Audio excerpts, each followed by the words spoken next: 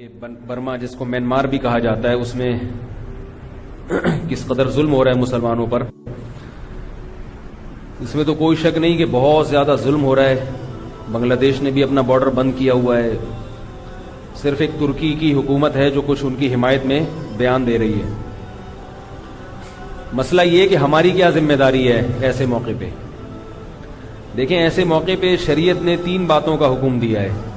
ایک تو ان کے لیے دعا کی جائے، دوسرا مالی تعاون کیا جائے، تیسرا ان کے لیے لڑا جائے، جہاد کیا جائے۔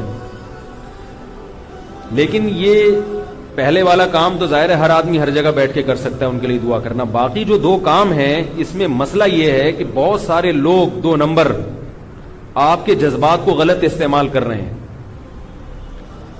میری جہاں تک معلومات ہیں، جہاں تک میری جو ریسورسز ہیں، ذرائع ہیں، میں یہ نہیں کہہ رہا کہ 100% صحیح ہیں، غلط بھی ہو سکتے ہیں، لیکن جہاں تک مجھے معلومات جو ہیں، برما میں ہمارے بھی کچھ تعلقات ہیں، وہاں تک رقم پہنچانا یا بندے کا پہنچنا میرے علم میں ناممکن ہے ابھی فی الحال، کیونکہ چاروں طرف سے وہ بارڈر سیل کیا ہوا ہے۔ پچھلی دفعہ جب یہ حالات ہوئے تھے تو کچھ جان پہچان والوں کے ذریعے ہم نے پیسے پہنچوائے تھے۔ ابھی مسئلہ یہ ہے کہ جو وہاں کے مقامی لوگ ہیں ان کے لیے بھی وہاں جانا ممکن نہیں ہے، لیکن واٹس ایپ پہ بھی میسج گھوم رہے ہیں، فلاں بھی اتنے کروڑ روپے دے دیے، فلاں نے اتنے لاکھ روپے دے دیے، پتہ نہیں کس کو دیے، کہاں جا رہا ہے، کدھر جا رہا ہے، واللہ عالم۔ ہو سکتا ہے کوئی پہنچا رہا ہو، ہم نے ساری دنیا کو تو نہیں سروے کر کے دیکھا ہوا ہے، سارے کھانچے ہم نے وہاں جا کے دیکھے ہوں۔ میں کسی پہ الزام نہیں لگا رہا، نہ کسی ٹرسٹ کو میں غلط کہہ رہا ہوں، نہ کسی فرد کو میں غلط کہہ رہا ہوں، لیکن یہ معاملہ ہے بڑا حساس۔ ایسا نہ ہو کہ فراڈی لوگ 2 نمبر لوگ آپ کی جیبوں سے پیسے نکال لیں اور اپنی دکانیں چمکانا شروع کر دیں۔ ابھی پتہ چلا 2-4 دن پہلے کسی نے 7 کروڑ روپے برما کے مسلمانوں کے لیے دیے ہیں۔ بڑا جذبہ ہے جس نے بھی دیے، اس کے اخلاص میں تو کوئی شبہ نہیں، لیکن پتہ نہیں کہاں جائیں گے وہ پیسے، واللہ عالم۔ تو بھائی ایسا نہ ہو کہ آپ کچھ کرنے کے جوش میں آ کے غلط نہ کر بیٹھیں۔ کچھ سب کے جذبات ہوتے ہیں کہ ہم ان کی مدد کریں، لیکن اگر مدد کرنے کا آپ کے پاس صحیح طریقہ نہیں ہے تو اس کا یہ مطلب نہیں ہوتا کہ غلط طریقہ استعمال کرنا شروع کر دیں۔ ابھی جہاد کے نام پہ بھی بہت سے لوگ بیوقوف بنا سکتے ہیں آپ کو۔ ملک دشمن تحریکیں ہیں بہت ساری جو آپ کو جہاد کے نام پہ پتہ نہیں کہاں لے جائیں۔ وہ میں لطیفہ سناتا ہوں نا اکثر، وہ ایک آدمی کو قطر جانا تھا، اسے ایجنٹ نے اس سے پیسے لیے اور کہا کہ میں تمہیں کشتی کے ذریعے کہاں پہنچا دوں گا، قطر پہنچا دوں گا۔ اب وہ پاکستان کے سمندر میں اندر ہی گھما پھرا کے، اس کو سمندر میں جانے کے بعد تھوڑی پتہ چلتا ہے امریکہ کدھر ہے، جاپان کدھر ہے، وہاں تو چاروں طرف کوئی کنارہ نظر نہیں آتا۔ وہیں سے 1-2 دن تک گھماتا رہا اس کو اور وہیں واپس لا کے گوادر پہ اتار دیا۔ اس وقت گوادر بنا ہوا نہیں تھا، اب تو پھر بھی کافی بن گیا ہے۔ گوادر پہ لا کے اتار دیا، بولا یہ قطر ہے۔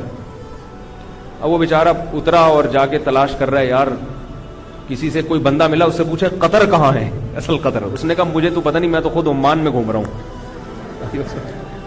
میں خود کہاں گھوم رہا ہوں؟ عمان۔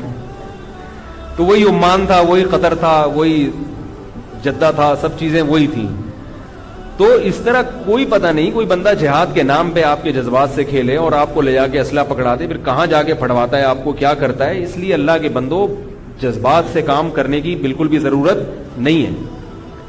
ہو سکتا ہے کوئی اپنے طور پہ کسی کے ذرائع ہو، وہاں رقم پہنچا رہا ہو، میں نے انکار نہیں کر رہا کسی کا، لیکن میں نے جتنی تحقیق اپنے طور پہ کی ہے، یا جو کچھ ٹرسٹ ہیں ان سے جب علماء نے ان سے جب تحقیقات کی، انکوائری کی ہے، تو اتنے کوئی ان کے تشفی بس جوابات نہیں ہیں، ان سے مطمئن نہیں ہوئے بڑے علماء جو ہیں۔ تو اس لیے جب تک بڑے علماء کی طرف سے کوئی لائحہ عمل پیش نہیں کیا جاتا، کوئی آپ کو ریلائبل ٹرسٹ کا حوالہ نہیں دیا جاتا کہ بھئی یہ ٹرسٹ ہے، یہ واقعی کام کر رہا ہے، یا یہ جماعت ہے جو وہاں پیسے بھجوا رہی ہے، ان کی مدد کر رہی ہے، جب تک کوئی بڑے علماء کی طرف سے ایسا نہیں ہوتا، آپ لوگ برما کے نام پہ چندہ نہ کریں، نہ دیں۔ مجھے کچھ لوگوں نے پچھلے ہفتے برما کے نام پہ رقم دی ہے، وہ ایسے ہی میں نے لفافے میں لپیٹ کے رکھی ہوئی ہے، تو وہ واپس لینا چاہیں جب چاہیں واپس لیں، ورنہ وہ امانت پڑی ہوئی ہے۔ اگر کوئی مستقبل میں ہمیں کوئی ایسا ذریعہ نظر آیا کہ وہاں کے مسلمانوں کی ہم مدد کر سکیں تو وہ پیسہ بھجوا دیں گے، ورنہ جس نے دیے ہیں وہ پیسے اس کے میرے پاس امانت رکھے ہوئے ہیں، کیونکہ میں نے جتنے ذرائع تھے دیکھ لیے، کوئی ذریعہ نہیں ہے وہاں میرے علم کے مطابق رقم پہنچانے کا۔ وہاں کے مقامی لوگوں کے لیے وہاں جانا بہت مشکل ہے۔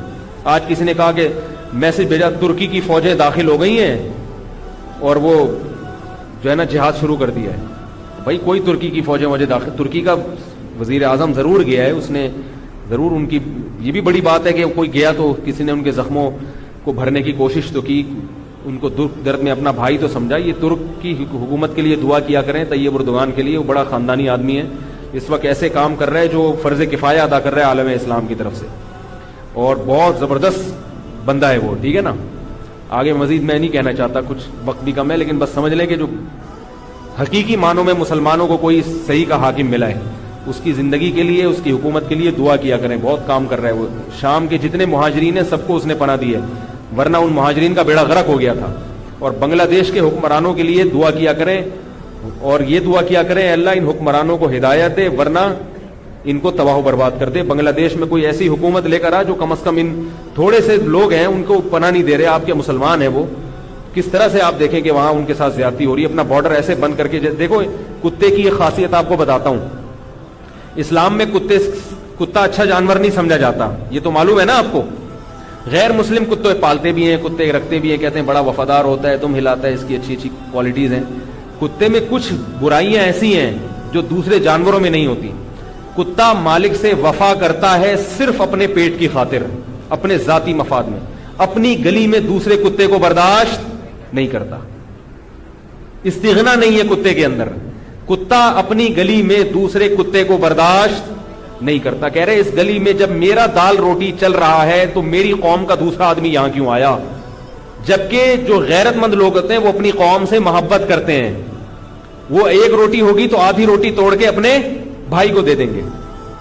نہیں یار میرا خیال ہے بات بھائی یہی کرتے ہیں نا یار, یہ بھی غریب ہے میری طرح, میں بھی غریب ہوں, ایک روٹی ہے دو آدمی میں تو چلو آدھی تم کھا لو آدھی میں. کتا کہتا ہے نہیں میری گلی میں دوسرا کتا نہیں آئے گا. یا دو تین کتے بچپن سے ہی وہیں پلے بڑے ہو تو ایک الگ بات ہے, وہ پھر کسی تیسرے کو نہیں آنے دیتے.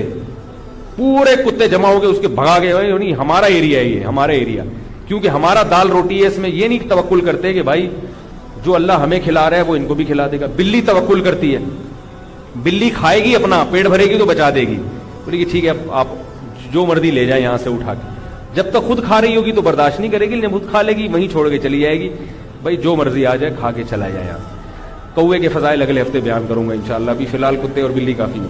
تو اللہ کے بندو اب یہ دیکھو بنگلہ دیش کی گورنمنٹ کیا کر رہی ہے, ان لوگوں کو پناہ نہیں دے رہی کہ یہ ہم پہ بوجھ نہ بنے. یہ نہیں دیکھ رہے کہ انسانیت کا بھی کوئی رشتہ ہوتا ہے. اور باقی دنیا کو آپ دیکھیں, یہ جو بلیوں اور کتوں کے حقوق کی بات کرتے ہیں آج یہ لوگ انسانیت کی جو حقوق انسانیت کی جو تنظیمیں بنی ہوئی ہیں کہاں گئی ہیں. یہ مسلمان کا خون جہاں بہے گا دنیا میں کوئی بھی آواز نہیں اٹھاتا, اور ایک کافر کا خون گرتا ہے تو ساری دنیا چیختی ہے.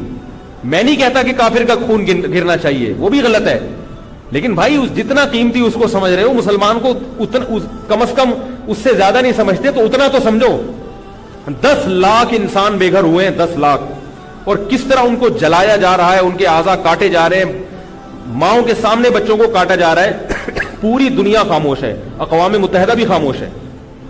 اس سے آپ کو کافر کا اصل چہرہ سمجھ میں آئے گا کہ یہ حقوق صرف دوسروں کے لیے ہیں, مسلمانوں کے لیے حقوق نہیں ہے. ان کو انسانوں کی فہرست سے نکالا ہوا ہے, لیکن کافروں میں سارے ایک جیسے نہیں ہوتے, یہ ذہن میں رکھیں آپ.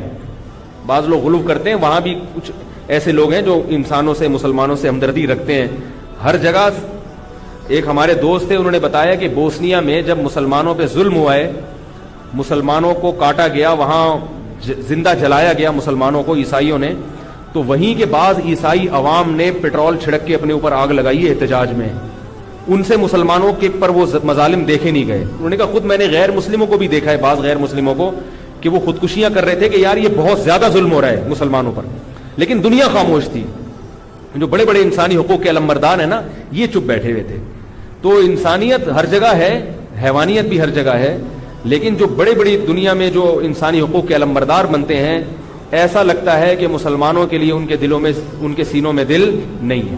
تو دعا کریں اللہ تعالیٰ ان برما کے مسلمانوں کی مدد کرے, اور جیسے ہی کوئی لائحہ عمل علماء کی طرف سے اعلان ہوتا ہے آپ کو بتا دیں گے. باقی کوئی کسی پر اعتماد کرتا ہے تو اپنی ذمہ داری پہ اعتماد کرے. میں کسی پہ الزام نہیں لگا رہا, کسی کو غلط نہیں کہہ رہا کہ سارے 2 نمبر ہیں, میں یہ نہیں کہہ رہا, لیکن جو میرے وسائل اور ذرائع ہیں اس کے حساب سے ابھی تک ہمیں کوئی ایسا کوئی سمجھدار آدمی نظر نہیں آیا کہ جس کے ذریعے وہاں تک رقم پہنچائی جا سکے. تو ایسا اس لیے میں بتا رہا ہوں کہ کہیں ایسا نہ ہو کہ غلط لوگ وہاں کے مظالم کو کیش کرا کے آپ کی جیبوں سے رقم نکلوا لیں.